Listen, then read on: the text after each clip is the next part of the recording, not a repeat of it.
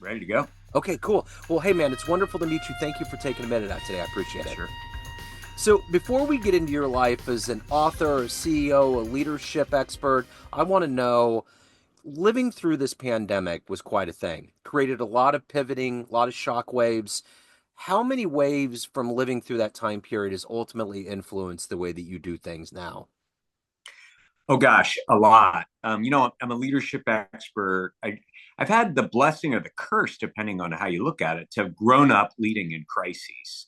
Yeah. I was leading a bunch of army troops as a young lieutenant on the border between East and West Germany when the wall came down.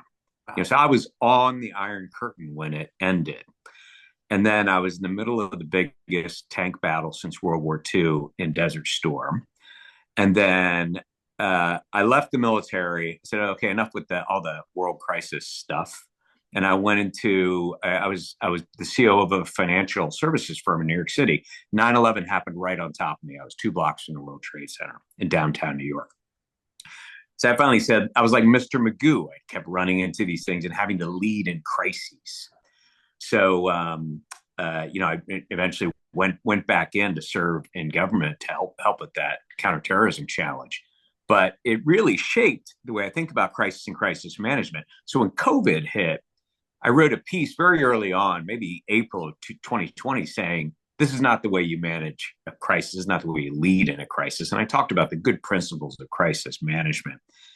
And one of the main principles, among many, is you look at the problem in the round, and we just failed to do that as a country. We were super focused on the health challenge, a generational, once every 100-year pandemic, serious stuff. But on the other hand, leaders and public policymakers have to think about the long term, not just the short term. That's thinking strategically. They have to think about the way all these things connect with each other. That's also thinking strategically, seeing how the ecosystems connect with each other. So we kind of ignored the impact on education. We ignored the long-term impact on economics and the kind of mental health and other issues that we're still dealing with there. And we focused on this one particular upper respiratory illness. And I think at the great expense of so many other parts of American life. Yeah. And so I was one of the first signers of a thing called the Great Barrington Declaration, which took issue with the way we were handling a bunch of scientists taking issue with the way we were handling it. So for me, I thought we handled it. We didn't handle it as well as we could. I was super empathetic to the plight of decision makers at that point in time. People are dying, a million deaths. It was awful. But this latest book I have is about thinking strategically.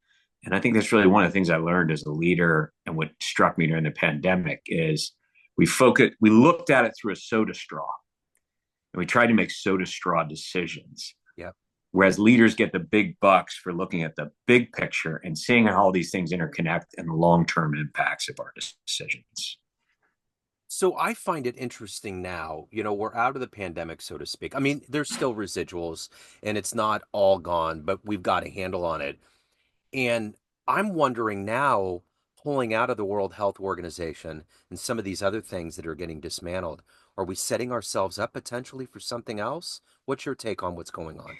Well, the thing is, and what I try to do is I try to separate. I'm a former high-ranking diplomat. I was an assistant secretary of state when Condoleezza Rice was the secretary, and I wrote my very first book about the UN, so I know a lot about these international organizations. And one of the things I think Americans need to do is separate the theoretical goals from the actual way the organization works.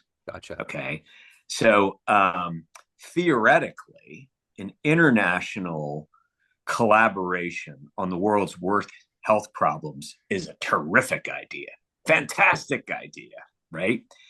In practice, what the World Health Organization has become is a kind of clubby political thing dominated by certain countries.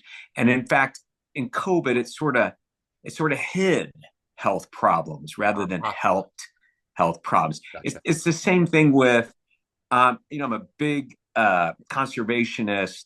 I'm an outdoor person. I have like 9 outdoor hobbies. So I'm a master scuba diver. I'm all for a big, beautiful, clean planet. But I also know that a lot of these international agreements and things like that dealing with the climate are more about the politics than actually helping the Gotcha. climate. So I think that's the tough thing for a lot of people to wrestle with. If they haven't been inside of some of these meetings Uh-huh. in New York, in Geneva, in Paris, and all these things, and seeing the way these things work, some of them just become a jobs program for international diplomats. Gotcha. And so, what I try to do is tell people to separate the results from the process. You Yeah. want the results, but if the process is getting corrupted or is inefficient, don't commit to the process for its own sake. Try to find a new way to get to the results we want, which is really good international cooperation on health issues. That's illuminating. That's something that all of us need to know. That's Yeah. so essential because I think there is so many organizations and so many things that on paper and with the bright lights make it look like it's this magnanimous thing that's Right, going to save right, humanity. But when you right. get down to it, it's like putting a baby or a animal in front of a convicted felon. They just know it's wrong. They're going to Yeah, growl, they're going to cry, and you just have to have that preternatural notion of saying, yeah, we got to figure something out that's different, you know? yeah, yeah. That's right. And you just got to change it. So, whether this is if the U.S. does this, whether this is a negotiating tactic to reform the place, Yeah. or whether it's for real, what we should accompany the announcement with, if I were in charge, would be, the fact that our dedication to long-term um, uh, international cooperation on public health is redoubled, Yeah. not diminished because of this particular decision. So you've gone on to have quite a decorated existence. There's so much in just this little time that you've talked about that you've been involved with. What did you want to be when you were a kid? What was your dream growing up? So I grew up in an Army family. I was born in Oklahoma and moved all over the U.S. I was born on an Army base in the middle of an Indian reservation. Okay. So that's a very American way to be born, Yeah. right? In some ways, I've lived all over the world. I've been in 90 countries.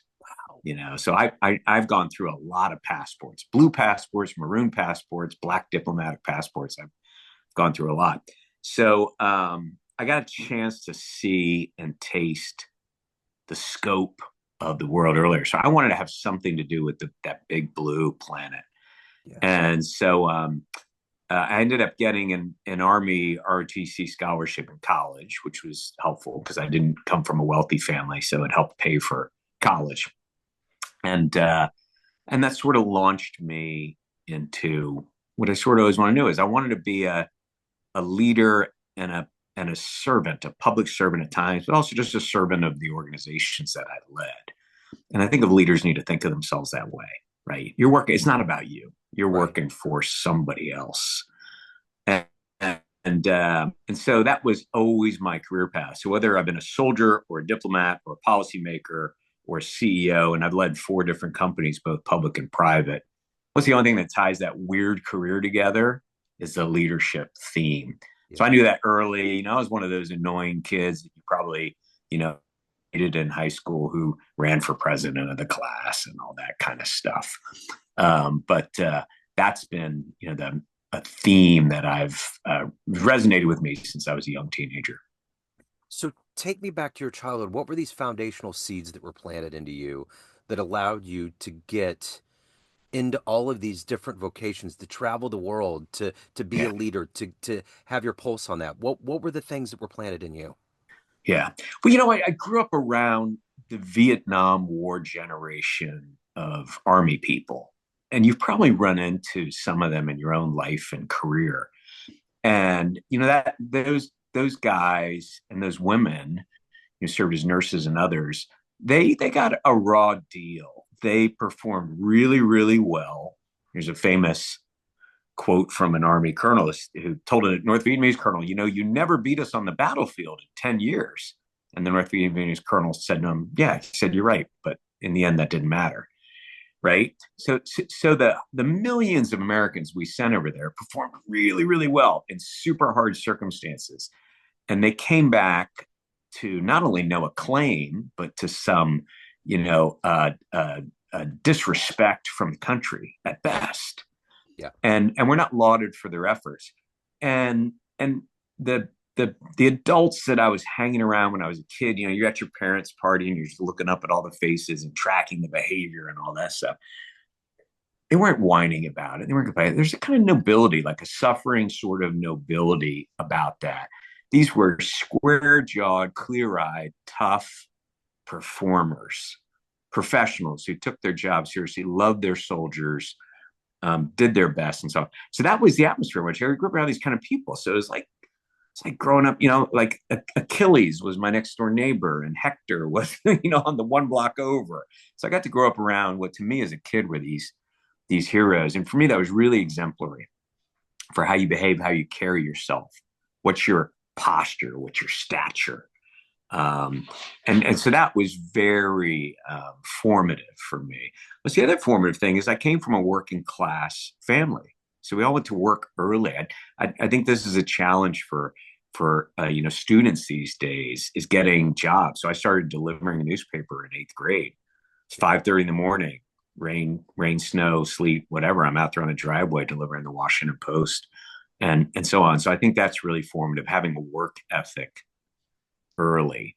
And then, I mentioned, moving around, eventually settled and got to go to school pretty consistently in Virginia, but moving around, knowing lots of people, having to make friends quickly, that is also a very formative experience it's amazing how many CEOs and others I ran into who were military brats. Yeah. Because they have the ability to adjust quickly, adapt, make friends, lead quickly, and so on. But you've been in a lot of situations that you've been flooded with adrenaline that has helped you get to this point. I mean, you're talking about 9/11 being that close. That was crazy. I mean, and Yeah. being in combat and being in all these situations, have you had to kind of detox and pull away from that adrenaline, or has it been something that you've harnessed and shaped into how you want to live your life now because you've been close to it? Yeah, well, a little bit of both. I did an IPO in the middle of the recession. I took a company public in 2009. That was also, that's a enormous dopamine injection, right? Yeah. From a business perspective. There's only like 25 IPOs in the whole American economy that year. So, yeah, so harnessing it is really important because otherwise, there is nobody on the planet who has the constitution to constantly be at a high vibe. Yeah. Right? It'll just wear you down. Yeah. It'll just wear you down. There's nobody who is so stoic and so extraordinary that they can do that. So this is, I talk about emotional intelligence with tough leaders, tough guy audiences, tough women audiences, right? The importance, the number one quality of emotional intelligence is self-awareness. And then the second is self-regulation. So being able to understand that by that, I find it hard to relax. I have two habits, one healthy, one not. Cigars relax me. And I'm a master scuba diver, as I mentioned, and diving relaxes me because you can't talk to anybody underwater. Yeah. So when I'm underwater, which is a lot, totally zen moment. I don't think about anything other than diving. Yeah. Everybody needs to find that kind of space. Especially leaders need to find that space for themselves. They can get out of their own head and just be in the moment. And I think that's tough for leaders to live in the moment. So, I'm a strategy professor now. I'm a strategic leader. I've got this book out about strategy, and strategy is always about thinking forward. What's next? What are my next moves? Think of chess and like in the Queen's Gambit where she sees 5 moves in advance on the ceiling. It's very hard for strategists to live in the moment. Yeah. So that's a challenge. Yeah. So I remember when I was a kid, I was a child of the 80s, and I remember when the Challenger exploded. I was in the eighth grade. I was going to see Krista Yeah. McAuliffe do her presentation. We were all into Right. it, and of course, it was an unimaginable tragedy. But I remember Ronald Reagan that night, and this isn't a political statement. It's just he embodied a leader role at that point, the way that he talked to us. Remember when he said that the astronauts went up to kiss the face of God, and it was just Yeah. such an eloquent thing, and it calmed us down. And I think about Yeah. leadership in that way. Who has been a strong leader in your lifetime that you've admired and maybe emulated? Yeah. Well, it's funny you mention that because not being obsequious here, but Reagan would have come to mind. In fact, I'm on the board of advisors of the Ronald Reagan Institute. Yeah. That speech he gave was written by my friend Peggy Noonan, who Wow. has a new book out that's fantastic, reflections on her about what does it mean to be in American. Yeah. So Peggy Noonan, she also wrote his Boys of Pontohawk speech he gave on the 40th anniversary of D-Day. Yeah. And there's a reason we call him the great communicator, right? Yeah. I mean, here you are all those years later, and it's stuck with you. Wow. Those words have stuck with you, right? There's a similar phenomenon with, your parents' generation, hearing Kennedy's, John F. K's, Uh-huh. JFK's inaugural speech, bear any burden, the price of freedom, and so on. Yeah. So, yeah, I think of those things for Brits, some of Churchill's Yeah. rallying cries and others. I was thinking, we just went through a transition. Abraham Lincoln's second inaugural, short, Yeah. and just trying to pull the country together as we ended this awful war. So historically, I love all those examples, and I teach leadership in a master's degree program as well as to undergrads, and I love those historical examples. But I tell people just look around you. So for me, I was very blessed to work for just some great leaders who, when everything was falling apart, would just come in the room and say, I think this is totally solvable. Let's everybody stop panicking and let's break it down. And so, that was really helpful, being able to see it in coaches, being able to see it in teachers, being able to see it in my parents. My father was a great leadership example and hero for me. So I tell people, look around you. The example you may need for inspiration may be right next to you. Yep. Don't, someone asked me at a book talk recently, they said, well, among great strategic leaders, who's your favorite historical one? And it reminded me of those shows, like a cage match. All right, Alexander the Great versus Genghis Khan. Which one was like? I Yeah. I didn't know either of those guys. Yeah. So I'm in no position to judge that, but I do know, the person I worked with a year ago, and I do know the person I observed at close quarters that I was coaching. So I always look right around me for great examples of good leadership behavior and that sort of thing. Um, and those stick with you, I think, as much as the great speeches and great moments sometimes. When I think about love, the best advice and you'll hear it reverberate, love is always right in front of you. And we're always so Mm. clouded by our conscious Mm-hmm. and subconscious ways that we don't notice that it's usually right in front of us all the time. Yeah, I think that's right. I think that's right. So let me ask you this. What you've done in your career is something that most people on this planet and historically in the human march will stay away from. War, politics, big cities, big situations, and you've thrust yourself into this. It's Mm. been the arc of your career. What has made you consistently be at the top of your game and to walk into these environments that most humans avoid? Yeah. Well, let me make a meta point for answer your question. The meta point is, I think everybody can be that hero, Yeah. that action figure. It's extreme. Just look around, just look at the circumstances in LA with the fires or anything else. Like the amount of people that just emerge as heroes in that. We tend to get more of those than the people that emerge as goats, right? Every human episode produces these extraordinary figures. You think about hundreds of firefighters who ran to the top of the World Trade Center, not down from it, right? Now, and I love that Marine commercial, run to the sound of battle, not away from it. So everybody's got that capacity. I think the genius is joining institutions that can call that capacity from you. Yeah. And I was very fortunate to join, the Army and then some other elite organizations. For me personally, I was driven by two things: one, noble, and one not so noble, but I think important for people to understand. The noble one was service.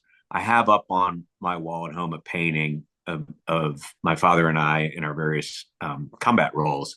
And underneath is a quote from Isaiah 6:8. And the Lord said, whom shall I send? And I said, send me.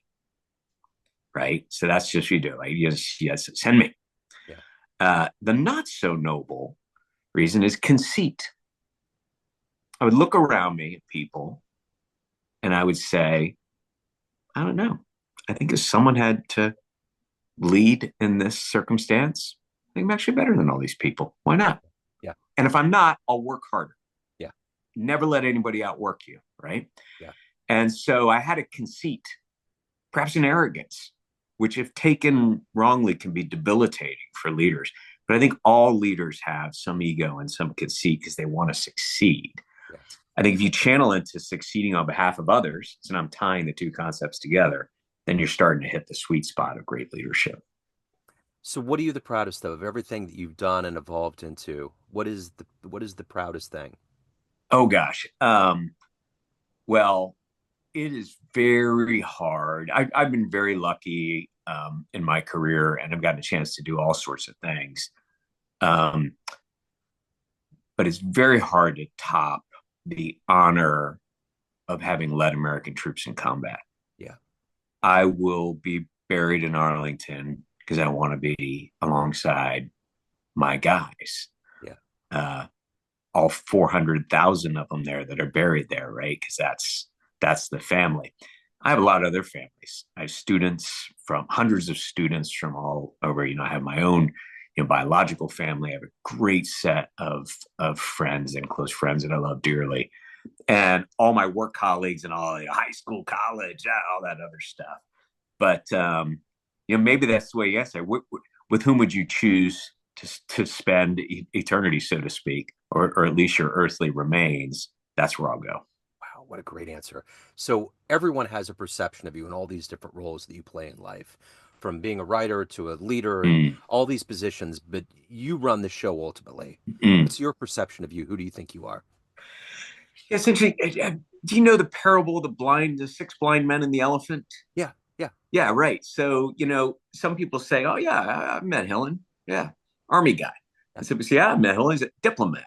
Oh, yeah, I met Hillen. Great college professor. I met Hillen, read one of his books, I yes. met Hillen. He was my CEO, and so on. And so, yeah, so which part of the elephant are they touching? Um, so for me, I have to see the whole elephant. And for me, it makes sense that he's got four legs and a trunk and tusk. Yeah, Maybe you wouldn't design it from scratch that way if you were an elephant designer, but that's the way my elephant looks. yeah. Now I'm torturing this analogy. I apologize Oh for no, you're that. good. I like it. Yeah, so I see the whole now there, as I mentioned, there's got to be a theme that runs through there. And for me, the theme really is leadership. All my books there's sub themes in there, but all my books are ultimately about leadership. I'm a deep believer in the human capacity for self governance and getting stuff done and creatively satisfying the dignity of every human being. So, so I'm super optimistic about the human race, and ultimately, there's a theme in all my work of to be a little up to date. You got this, Yeah, right? Human yeah, race, you got this. yeah, You yeah. don't need a ton of direction. You don't need a bunch of people leaning on you. Group together voluntarily and go for it and get stuff done. And I try to give people, tips for how to do this. And my latest book on how to think strategically continues that theme, which is you don't need to hire these huge name consulting firms, you know, just sit together and talk. And if you have the right conversation, you're going to figure out the right strategy, Yeah. and you don't need to pay $20 million to a big name consulting firm. You Wow. figure it out. Yeah. So that's, in the book, I give the blueprint to people so they don't have to go out and hire somebody. Speaking of chess, you just literally knocked that piece off that I was going to ask about your book. But I have to know before we get to the good business of how people can get your books and reach out and learn Yeah. more of all of these countries that you've been to in the world, of all these places that you've Mm. had the chance to go to. What was one of the most unexpectedly magical, beautiful places you went to? Oh, gosh, I would say the Southern Philippines. Okay.